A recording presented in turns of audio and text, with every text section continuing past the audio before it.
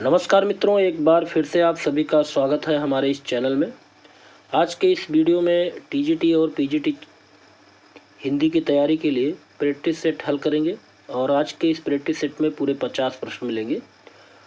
और ये जो प्रैक्टिस सेट आपके सामने प्रस्तुत किया जा रहा है, ये डॉक्टर पूरन चंद्र टंडन की जो वस्तुनिष्ठ पुस्तक आती है उसी से बनाई जा रही है। तो प्रश्नों का संकलन बड़ा ही बेजोड़ है और यहाँ से प्रश्न बहुत ही इम्पोर्टेंट है। तो चलिए इन प्रश्नों को हल करते हैं। उम्मीद है आज का वीडियो आपको अच्छा लगेगा। अगर आपको वीडियो अच्छा लगता है तो वीडियो को लाइक ज़रूर कर दिया करें। चैनल पर नए हो तो चैनल को सब्सक्राइब कर लें। तो यहाँ पे सबसे पहला प्रश्न देखते हैं। प्रश्न नंबर 1, आचार्य शुक्ल ने तुलसी रचित ग्रंथों की संख्या कितनी मानी है? तो यहाँ पे सही जवाब होगा ऑप्शन 3, 12। तो आचार्य शुक्ल के द्वारा तुलसीदास के कुल ग्रंथों की जो रचना मानी जाती है वो 12 है। अगला प्रश्न है, भारतवर्ष का लोकनायक वही हो सकता है जो समन्वय करने का अपार धैर्य लेकर आया हो। तुलसी के संदर्भ में उपरोक्त पंक्ति के रचनाकार कौन है? तो सही जवाब होगा ऑप्शन 4, हजारी प्रसाद। तो हजारी प्रसाद की ये पंक्तियाँ हैं। उन्होंने कहा था कि भारतवर्ष का लोकनायक वही हो सकता है जो समन्वय करने का अपार धैर्य लेकर आया हो। चलिए अगला प्रश्न देखते हैं। प्रश्न नंबर 103, भक्तमाल का रचना काल माना गया है।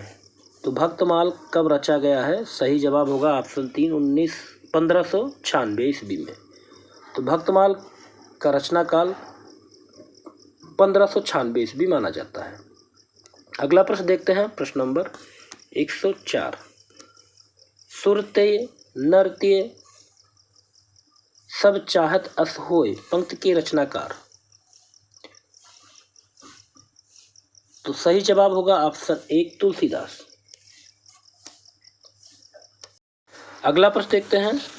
लाज न आवत आपको दौड़े आयूं साथ, धिक धिक ऐसे प्रेम को कहा कहो मैं नाथ। पंक्तियाँ किसके द्वारा रचित है? तो ये पंक्तियाँ हैं रत्नावली की। ऑप्शन 2 यहाँ पे सही होगा। अगला प्रश्न है, गोद लिए हुलसी फिरे तुलसी सो सुत होए पंक्ति किसकी है? सही जवाब होगा ऑप्शन 4, रहीमदास की। अगला प्रश्न है, रामचरितमानस को पूरा करने में तुलसीदास जी को कितना समय लगा था?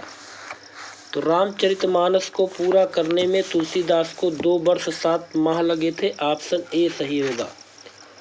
अगला प्रश्न है, तुलसीदास जी ने रामचरितमानस की रचना किस पद्धति में की है? तो सही जवाब ऑप्शन 3 होगा, दोहा चौपाई पद्धति में। चलिए आगे देखते हैं। अगला प्रश्न है, गीत पद्धति पर तुलसी ने कौन सी रचना की है? तो गीत पद्धति पर तुलसीदास की रचना है विनय पत्रिका। ऑप्शन 2 यहाँ पे सही होगा। अगला प्रश्न है, रीझ आपनी बूझ पर रीझ विचार विहीन ते उपदेश न माने ही महोदधि बीन। दोहा किसकी है? ये दोहा है तुलसीदास की। ऑप्शन 1 यहाँ पे सही होगा। अगला प्रश्न है, तुलसीदास को कलिकाल का वाल्मीकि किसने कहा? तुलसीदास को कलिकाल का वाल्मीकि कहा था नाभादास ने। अगला प्रश्न है, रामचरितमानस में कितने कांड हैं? तो रामचरितमानस में टोटल 7 कांड हैं। ऑप्शन 1 यहाँ पे सही होगा। अगला प्रश्न है, तुलसीदास जी उत्तर भारत के समग्र जनता के हृदय मंदिर में पूर्ण प्रेम प्रतिष्ठा के विराज रहे। ये पंक्तियाँ किसकी है? तो ये पंक्तियाँ हैं आचार्य रामचंद्र शुक्ल की। ऑप्शन 2 यहाँ पे सही होगा। अगला प्रश्न देखते हैं, राम को रूप निहारत जानकी कंगन के नग की परिछाई। पंक्ति तुलसी के किस ग्रंथ से ली गई है? ये पंक्तियाँ तुलसीदास की कवितावली से ली गई हैं। ऑप्शन 3 यहाँ पे सही होगा। अगला प्रश्न है, वैराग संदीपनी किस कवि की रचना है? बैराग संदीपनी तुलसीदास की रचना है। अगला प्रश्न देखते हैं, गोस्वामी तुलसीदास ने अपने विश्व प्रसिद्ध महाकाव्य रामचरितमानस को किस भाषा में रचा? तो सही जवाब होगा ऑप्शन 2 अवधी भाषा में। अगला प्रश्न देखते हैं, विनय पत्रिका की भाषा कौन सी है? तो विनय पत्रिका की भाषा है ब्रज भाषा। ऑप्शन 4 यहाँ पे सही होगा। अगला प्रश्न है, बरवे रामायण में कितने कांड और कितने छंद हैं? बरवे रामायण में टोटल 7 कांड और 69 छंद हैं। ऑप्शन 3 यहाँ पे सही होगा। आगे देखते हैं, संत तुलसी की दोहावली में कुल कितने दोहे हैं? संत तुलसी की दोहावली में टोटल दोहों की संख्या कितनी है? सही जवाब होगा ऑप्शन 2 572। चलिए अगला प्रश्न देखते हैं, प्रश्न नंबर 120। दुल्हन गाँव मंगल चार, हम घर आयो हूँ राम राजा राम भरतार। ये पद किसने लिखा? तो ये पद लिखा है कबीरदास ने। ऑप्शन 3 यहाँ पे सही होगा। अगला प्रश्न देखते हैं, प्रश्न नंबर 121। कल कुटिल जीव निस्तार, हित बाल्मीकि तुलसी भयो। पंक्ति किसकी है? सही जवाब ऑप्शन 1 होगा, नाभादास की पंक्तियां हैं। अगला प्रश्न है, रामायण महानाटक के रचयिता कौन है? सही जवाब होगा ऑप्शन 2 प्राणचंद चौहान। रामायण महानाटक के रचयिता प्राणचंद चौहान हैं। अगला प्रश्न है, राम भक्ति मार्ग के अंतर्गत सिंगारी भावना के प्रवर्तक कौन थे? सही जवाब ऑप्शन 3 होगा, रामचरण दास। आगे देखते हैं, सीताराम को युगल सरकार का संबोधन कौन से मत के लोग देते हैं? सही जवाब ऑप्शन 4 होगा, स्वम सुखी शाखा। अगला प्रश्न है, नाभादास जी के गुरु का क्या नाम था? नाभादास जी के गुरु का नाम था अग्रदास। ऑप्शन 1 यहाँ पे सही होगा। अगला प्रश्न है, भक्तमाल के टीकाकरण निम्न में से कौन है? तो भक्तिमाल के टीकाकार हैं प्रियादास। ऑप्शन 2 यहाँ पे सही होगा। आगे देखते हैं, रस पंचाध्यायी के रचयिता निम्न में से कौन है? ऑप्शन 3 होगा, अग्रदास। रस पंचाध्यायी के रचयिता है अग्रदास। चलिए अगला प्रश्न देखते हैं, प्रश्न नंबर 128। भक्तनामावली किसकी रचना है? ऑप्शन 1 सही होगा, ध्रुवदास की रचना है। अगला प्रश्न देखते हैं, निम्नलिखित में से भक्ति आंदोलन को लोक जागरण किसने कहा? तो भक्ति आंदोलन को लोक जागरण कहने वाले हैं हजारी प्रसाद द्विवेदी। ऑप्शन 2 यहाँ पे सही होगा। अगला प्रश्न देखते हैं, प्रश्न नंबर 130। बुद्ध देव के बाद भारत के सबसे बड़े लोकनायक तुलसीदास हैं। पंक्ति किसकी है? ये पंक्तियां हैं गिरेसन की। तो बुद्ध देव के भारत के सबसे बड़े लोकनायक तुलसीदास हैं। ये पंक्तियां हैं जात गिरेसन की। चलिए अगला प्रश्न देखते हैं, प्रश्न नंबर 131। रामचरितमानस में वक्ता श्रोता युग्म कितने हैं? तो सही जवाब होगा यहाँ पे ऑप्शन 4। रामचरितमानस में वक्ता श्रोता युग्म 4 हैं। अगला प्रश्न देखते हैं, रामचरितमानस की रचना का आरंभ किस क्षेत्र से हुआ है? तो रामचरितमानस की रचना का आरंभ हुआ है अयोध्या से। ऑप्शन 1 यहाँ सही होगा। आगे देखते हैं, चारहों फल मानत चारहों चढ़क को पंक्तियाँ किसकी हैं? ऑप्शन 2 सही होगा, तुलसी की।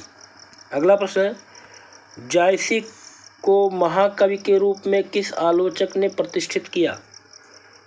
तो जायसी को रामचंद्र शुक्ल ने महाकवि के रूप में प्रतिष्ठित किया। अगला प्रश्न देखते हैं, 84 वैष्णव की वार्ता के रचयिता कौन है? तो 84 वैष्णव की वार्ता के रचयिता है गोकुलदास। आगे देखते हैं, 252 वैष्णव की वार्ता के रचनाकार कौन है? सही जवाब होगा गोकुलदास। अगला प्रश्न है, अग्रदास की भक्ति किस भाव की है? सही जवाब ऑप्शन 4 होगा माधुर्य भाव। अगला प्रश्न है तुलसीदास की भक्त किस भाव की है? सही जवाब होगा ऑप्शन 3 दास्य भाव की। आगे देखते हैं प्रश्न नंबर 139। पराधीन सपने सुख नाहि उक्त पंक्ति किसकी है? सही जवाब होगा ऑप्शन 4 तुलसीदास की। आगे देखते हैं साखी शब्दी दोहरा कवि किहनी उपखान और भक्ति रूप पही भगत कली निंदहि वेद पुराण किस कवि की पंक्तियां हैं? सही जवाब होगा ऑप्शन किस कवि की पंक्तियां हैं? तो सही जवाब होगा ऑप्शन 1 तुलसीदास की।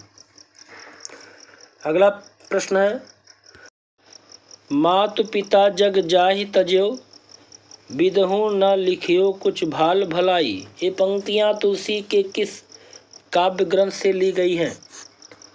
सही जवाब होगा ऑप्शन 2 कवितावली से। अगला प्रश्न है लोटा तुलसीदास को लाख टका को मोल ये पंक्तियां किसकी हैं?